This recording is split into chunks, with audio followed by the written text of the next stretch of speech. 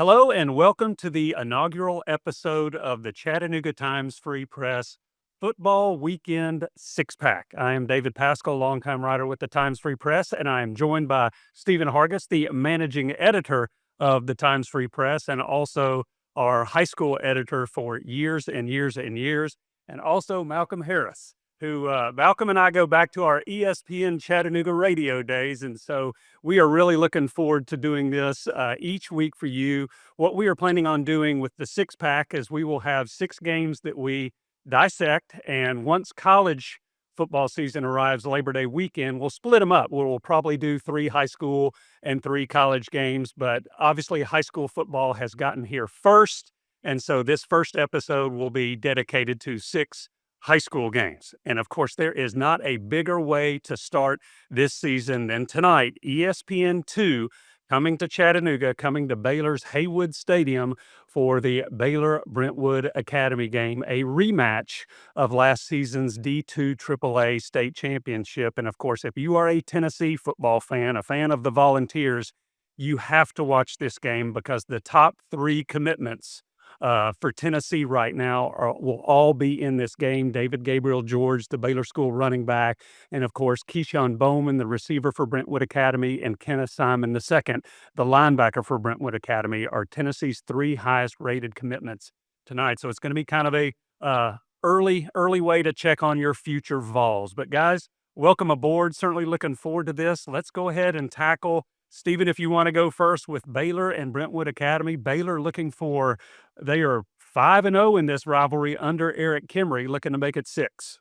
Yeah, I mean, I think this is a game that everybody since last December when they met in the state championship game has been looking forward to. Certainly, Brentwood Academy has kind of beefed up their roster. They felt like they didn't have enough talent to match Baylor, even though they played really well in that game. They have added some stars, some guys with stars by their name. Baylor has likewise. They have a brand new quarterback that'll make his debut tonight, a 4-star rated quarterback who's committed to Ole Miss, Keegan Croucher. Has thrown for over 6,000 yards in his varsity career so far. So really looking forward to besides the guys that you mentioned, Keegan Croucher and Antoine. There's no better name in Chattanooga this year. Antoine Cornbread Adams. The transfer from Mississippi is a 4-star junior coming in who's got multiple SEC offers already. So you got Keegan Croucher throwing to Antoine Adams, and we saw last week Cornbread torched some guys when they played Buford. So he has looked really strong. So just stars all over the field, some new guys, new names that we'll have to get used to, but also the ones that you mentioned earlier that we already know. So lots of reasons to tune in and watch this one. Great matchup. Malcolm, what do you like about this one? I like, honestly, the weather tonight. And no, I don't. Weather is going to be a real challenge to get some big chunk plays in the air. I think you're going to have a lot of things to do on the ground. I think that obviously you're going to have David Gabriel George, who is going to show what he's capable of doing from the beginning of the whistle in the first to the end of the game in the fourth, if he's still in. But then also, Sanders the second. He is no slouch himself. He, of course, in the state championship game last year, also ran for 100+ yards and multiple scores. I think the team that runs the football effectively will ultimately come out on top. But this will be a defensive battle. You're not going to see, I know both of these teams can score at will. I think you're going to see a lot of defensive intensity, some hard hitting, and who's going to run the football and be effective and get off the field on these third down situations is going to be key. All right, so let's talk about that, the game within the game, because last year, David Gabriel George going into the state championship, and this is saying something because that means you've played McCallie twice, but David Gabriel George was averaging 12 yards a carry for the season. And against Brentwood Academy, he had 28 carries for 151 yards. That was 5.4 yards. So a 5.4 yards, most everybody would take because that's moving the chains every 2 carries. But when you're averaging 12 yards a carry and then you get 5.5 basically, Brentwood Academy did the best job of tackling DGG of anybody I saw all last year. So I think there are going to be a lot of games within the game this year involving DGG just because everybody's eyes are on this guy. He's a top 10 national prospect. No, absolutely. And I think DGG is going to take that as a challenge. In talking with his uncle leading up to some of the, his commitments and things like that, we talked about this game, and he said he's got that one marked. He's had that one marked since last December, that he feels like he did not play that well in that game. He knows the ESPN is going to be in town. He knows that the bright lights are going to be there. He said he has circled this game for a while. He wants to do something special. So that's going to be the game within the game is just to see what he can do. We saw 2 weeks ago when they played Buford, the first carry he had, he goes 54 yards and just absolutely torched a defense that's loaded with future college players. So we know how special he is. And tonight he's a little extra enthused for Brentwood Academy. All right, Malcolm, you said this could be more you're saying this could be more defensive than people are saying. If you go back to last year, some of his bigger games, DGG at McCallie had 280. The semifinal rematch at Baylor, he had 435. That's the one everybody across the country was talking about. But like I said, at Finley Stadium, he had 151. What would be your over-under on DGG yards? Malcolm's over-under for his yards, 140. Ooh, I'm okay. taking the over. I do think he will be effective. Ultimately, though, what I think is going to be the telltale sign tonight, these halfback screens, letting pressure come inside and being able to flank DGG outside and just get him the ball in space and let him go to work. That's Those what I think. those were some of his bigger carries in the or biggest plays in the championship game because the yards weren't there running, but No. they did use him in screens. And remember, guys, Baylor has a brand new offensive line. Essentially, they lost both their two tackles last year. Gabe Lucinda is now at Tennessee, so they are going to be replacing those guys with some inexperienced players up front. They may even have some freshmen who are going to get in the game. Now they're big and they're talented, but they've not been tested against a defensive line like Brentwood Academy. Great point. That's a great. All right, so Baylor Brentwood Academy, 8 o'clock, ESPN2. What a way to kick off the season! And of course, tomorrow night you've got McCallie taking on Lipscomb Academy. And guys, this is kind of, if you go back like 3 or 4 years, this is the matchup everybody would have loved to have seen because McCallie was racking up all those state championships, and it's not like they've gone away, but they were racking all these state championships under Ralph Potter while Lipscomb Academy was racking them up under Trent Dilfer. Trent Dilfer is back. Obviously, Lipscomb Academy is a D2 AAA school now. Stephen, how do you see this one? Well, Lipscomb Academy is going to get there again under Trent Dilfer. We know that. He's going to go out and find players all around the Southeast. They're not there yet. I think McCallie in this one handles their business. Lipscomb Academy the last couple of years has really struggled. When they moved up to D2 AAA and Trent Dilfer was not there anymore, the talent level went down.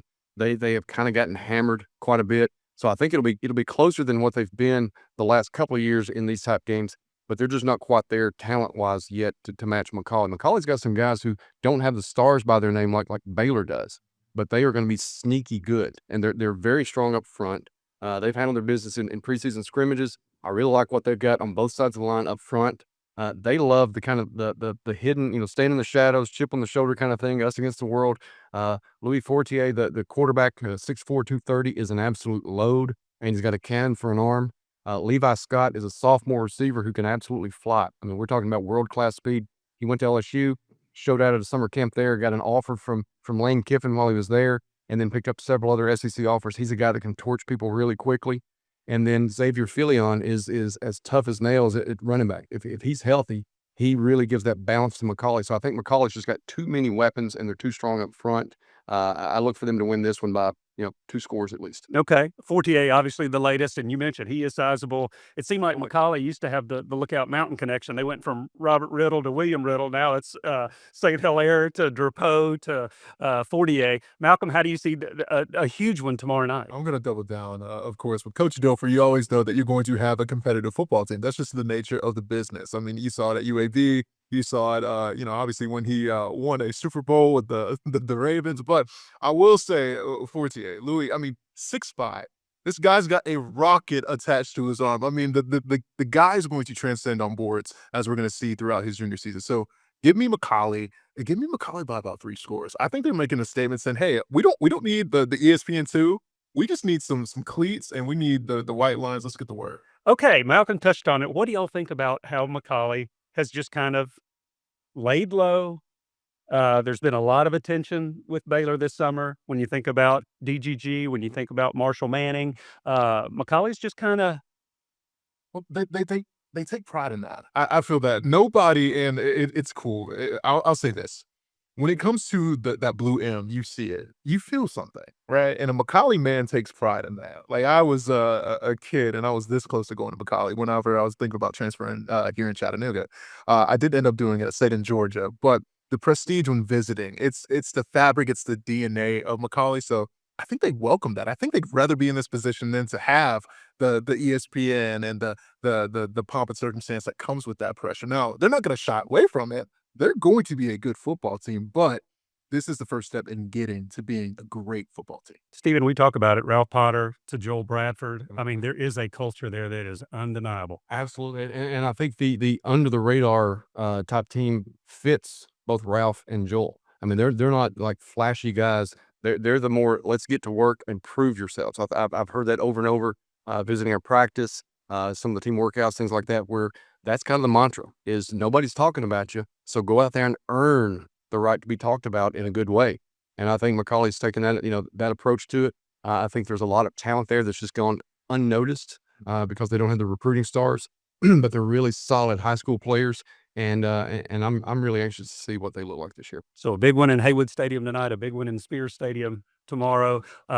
Let's talk about some more games tomorrow. You've got Sequatchie County at Bledsoe County, a couple of teams ranked 10th in their respective state classifications. Stephen's a Sequatchie Valley guy, so I'm going to let Malcolm go first because there's no telling what Stephen's going to have as far as all the info on this one. Throw out the records, throw out everything that's happening right now. This is my one and only pickup. All right. I do not know. If I had to go right now just to be an antagonist, give me Bledsoe. But also, it would not shock me if Sequatchie pulls this one out at all. And I've noticed, Stephen, if you go back to, I think, 2019, ever since then, it's been like 7 straight years of the home team Exactly. holding serve. So does Bledsoe continue that? I think they certainly can. They've got all the makings. They've got the majority of starters back last year. They've gone back-to-back years to the quarterfinals, and this is the team they think that could get over that hump. They're that talented. They've got that much returning talent coming back. And that home field, I was there 2 years ago. There is something about playing in that stadium. The way that the fans, they're right down on top of the field. The stands are not as big as some places, so the overflow crowd that you're going to have kind of lines the field. They stand around the field, and it's really creates a great high school atmosphere. Now, Sequatchie has more of the known players. Jack Avitz, who's gotten multiple FBS offers. He's there. Kason Hicks is an absolute tackling machine, and I think he's one that's probably overlooked by some of the college recruiters. And then Hunter Minton is their 3-year starting quarterback at Sequatchie. So they've got a lot of experience, a lot of guys who are known for what they can do. Whereas Bledsoe, similar to what we just said about Macaulay, Bledsoe's one of those lunch pail teams that they're just want to go out there and kind of prove themselves. And that's what they did 2 years ago at home. They really, in the second half, kind of took it to Sequatchie County physically, just wore them down, went from a really close game at the half. They just kept kind of piling on in the second half. And I think that's the approach they want to take now because last year, there were more probably injury timeouts than there were first downs. I mean, they were just beating and banging on each other. And the second half, you saw a lot of that with the heat and things like that. I mean, guys were just giving everything they have because this is probably one of the more underrated rivalries we have in the area just because they're outlying schools, but they get after each other. All right, you've covered all of the schools that the Chattanooga Times Free Press covers. Is there a more rural setting Nope. than Bledsoe County? Nope. Bledsoe and Polk would be right up there.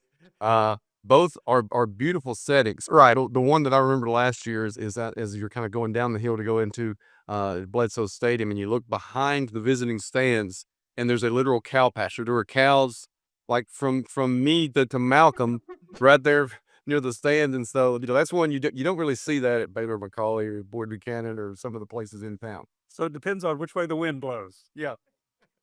All right, another rural setting, I would imagine. Meigs County hosting Chattanooga Prep in a rematch of this second straight year they've opened. Meigs County winning 6-0 last year. Malcolm, you know your Chattanooga Prep, and you certainly want to comment on this. Yeah, I would say that with Chattanooga Prep, with Chat Prep, love those guys. I am picking Chat Prep to win this football game because I think that, of course, this is a young program, but also they could not finish games last year to save their lives. I mean, you're talking they scored 30 plus in what 4 or 5 games and lost 2 to 3 of them, and it's just like they can't stop a nosebleed. So I think those adjustments, right, fellas, and you're able to come in and Meigs County, they're going to play offense. They are going to run it up. It might be rural, but those boys know how to play some football and get into the end zone. So give me Chat Prep and give me them in a shootout. I'm going 49-42. Whew. All right, Marquise Gardner, he was a talented player for Chattanooga Prep last year. How do they replace him? By committee. I mean, he had like 90% of their offense, literally. Like he was everything for Chat Prep last year. Now they've got 8 starters back on offense, 9 on defense. They're a very veteran team. To Malcolm's point, they had to learn how to finish games last year, and where they have an advantage is up front. I mean, they've got some big guys up front. I mean, 300-pounders on the offensive and defensive lines, and they got Turdell Sands is their offensive defensive line coach. Former Howard All-State player, went on and played for the Raiders, so that's a pretty good resource to have on your team as a coach.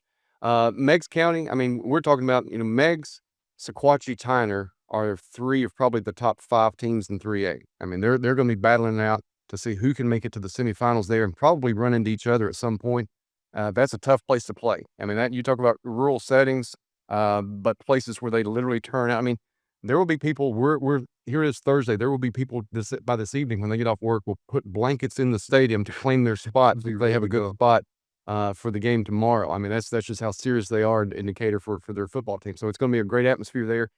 To Malcolm's point, I think there's a lot of offensive possibilities for both teams because Chat Prep, we know, can strike fast. Any snap to go 80, 90 yards for a touchdown. Meigs County has a lot of returning talent back in the backfield. So I think that there's the possibility of that being more than a 6-0 game last year. I don't know if I'm going to go 42-40 or anything like that, but I mean, Caden Brewster is an all-state caliber quarterback and offensive player for Meigs County. So I think probably I'm going to go more in the mid-20s to upper 20s as a score, but I think it is more one of those back and forth kind of games. Let's give Chattanooga Prep some props because you've got Meigs. They're playing Boyd Buchanan. They're playing Marion County. They're playing BGA. You have teams in our area that, for lack of a better way to say it, that run from competition. Yeah. And then you have Chattanooga Prep that's like right in the face, brings it on. staring it right in the face. That's testament of their leadership. Troy Kemp, Ted Alling, the rest of that wonderful leadership group there, and I'm excited for Prep, and it's gonna be some good ball this weekend, fellas. All right, here's another one. This one was a wild one last year. Silverdale at Tyner. This was a game that Silverdale led 27-13 late. Tyner scores, gets the onside kick, scores, gets the 2-point conversion. It's the rematch, Stephen. A lot of promise for this one being a good one too. I think this might be the best game of the weekend, to be honest with you. I think Tyner is going to be, as Malcolm said before we went on air, Tyner is going to be an issue. They're going to be a problem for a lot of people. They have handled their business in a very impressive manner so far through the preseason. We know about Karante Cunningham, who's the fastest player in the state, period. I mean, the kid won every sprint event at last year's state tournament track event.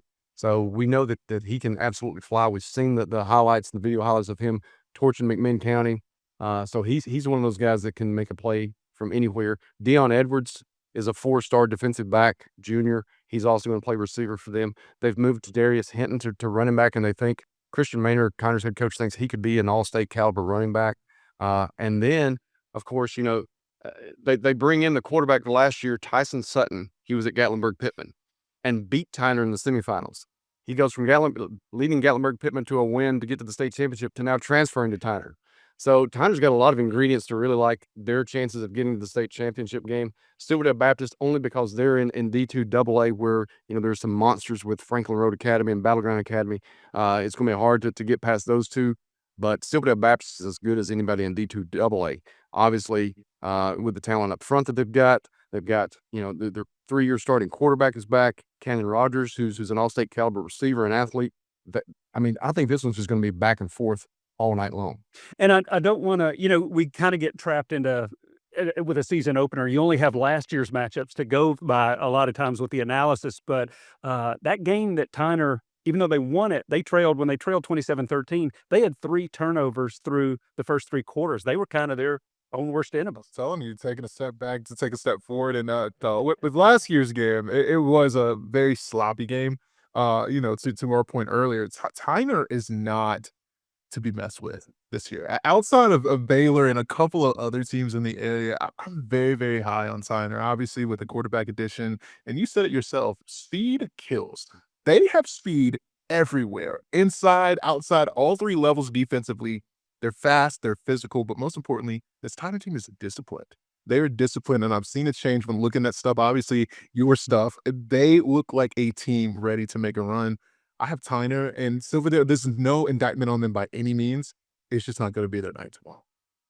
All right, and the last of the 6 on our six-pack, certainly not least, Red Bank at Ray County. Now, this is a annual matchup that Ray has won the last 3, and the last 2, they've held the Lions to only 7 points, each in each of the last 2 games. So, Malcolm? Yeah. I wanted to go with Red Bank. I did because I lived in Red Bank for a little bit of time while I was in Chattanooga. Went to the Lions game sometimes, but nah, you're gonna give me Ray County simply for the fact that I think defensively they're too overwhelming. I think Red Bank's kind of retooling a lot of things, specifically offensively. So give me Ray County. Let's go 24-10. Stephen, why is there so much? I mean, because this was the best region last year. I think they went to the last weekend of the season where you didn't know if East Hamilton, Walker Valley, McMinn, Ray. I mean, they all had a chance to be anywhere from like first to fourth in the playoff seeding. All the talk this year has been about Ray County. This is Ray County's region to lose. What has led to such a shift in that way of thinking? A couple of things. One is the returning talent. They've got the overall majority on both sides of the line are coming back. They ended last season. They had a 4-game stretch there at the end of the regular season where they only allowed 26 total points in 4 games. Taylor Harvey is known as a defensive-minded head coach. When he was at Walker Valley as the defensive coordinator, Walker Valley's defense was just nails. And he's kind of rounded. He's had time to implement his system. He's got Ray County kind of rounded into that mode right now. Austin Fugit is as good offensively, defensively, special teams, players we've got in our area. I mean, he's a really undersold player, probably should get more props for what he can do. But just overall, it's the talent level that Ray's got coming back, the experience that those guys bring, and then just, the fact that it's at Ray County. I've been there before. That's one of those places we talk about the rural settings and everybody turns out. I mean, the excitement level for Ray County, they've got a kind of an auditorium that the team meets in. When they had a parent meeting earlier this year, they had people standing in the halls trying to get into the auditorium because so many of the supporters wanted to be there to kind of, let's talk about what we can do for the team and that, that kind of thing as far as community support. So there's a lot of excitement in and around Evansville for this team, and I think it's for good reason. I think Ray County is going to be one of those teams we're talking about deep into the playoffs. Ray County, all that green, except every now and then you have that Tennessee orange that they pull people aware. All right, so that wraps up the 6. Because this is such a great opening weekend, let's maybe throw out one other game that we're intrigued by. The one that gets me is Chattanooga Christian Ooltewah. This was CCS last year opened with a 49-0 win over Ooltewah, and it was their only win of the season. And if you look at the Times Free Press picks panel that came out today, 6 of the 8 are going with Ooltewah, a team that lost 49-0. So I know it's year 2 of a coaching regime in Ooltewah, and I know Grant Reynolds at CCS is going to a new offense where they're going to try to chew up the clock because they don't have. This is not the A.J. Wallace, Boo Carter CCS of a few years ago. So I think CCS Ooltewah is a game that really intrigues me. What about you, Malcolm? Yeah, man. Gonna go Walker Valley up there, Mhm. Bradley. I just want to see what's gonna happen. It's time. I think there's gonna be some fireworks up there in Cleveland, and I saw your poll. There's a lot of people riding with Walker Valley right now, so we'll see what happens. But I think there's gonna be some stuff that Cleveland has to say. So Yeah, and on that one, I mean, this is year 2 of Chris Brown. We know what he's done when he was at Ooltewah as a coordinator, when he was at Red Bank as the head coach, and then when he was at Baylor as a defensive coordinator. I mean, he has a history of being running a winning program. So I think this year, Cleveland, for them to take a big step, I think would be to be able to put like the fear of God into Walker Valley and things like that, be more competitive. As far as Ooltewah, I'm really anxious to see Matt Moody did a tremendous job at McMinn Central. Now that he's at Ooltewah, when I was out there earlier on the prep tour, they've got some dudes. I mean, they're young. They're very young. They may start some freshmen in the backfield and up front, but they've got some guys up front that have the size. They've got some guys in the backfield that have the speed to really cause some problems for some folks. And Matt Moody does a tremendous job as a head coach. So I think Ooltewah might be one of those teams as well that's kind of turning the corner and being much more competitive than what they've been in the recent history. Do you have a game that you're intrigued by in addition to the ones we've talked? Just those 2, and then dipping into North Georgia, I would say Gordon Leotron. I mean, that is the oldest continual rivalry in the Peach State. So that one right there, there'll be a ton of fans for that one too. There's a lot of excitement for that, and just the fact of the traditional rivalry aspect of that one. Really, I think that would be one to watch. All right. Well, thank you so much for joining us. This has been a lot of fun. Again, we will be doing this each week. We're in the Freight Wave studio, and that will be the home of the Chattanooga Times Free Press here in a matter of weeks. So this has been the first edition of the Chattanooga Times Free Press Weekend Football Six Pack. For Stephen Hargis and Malcolm Harris, I'm David Pascal. Thank you so much for joining us. Until next week, take care.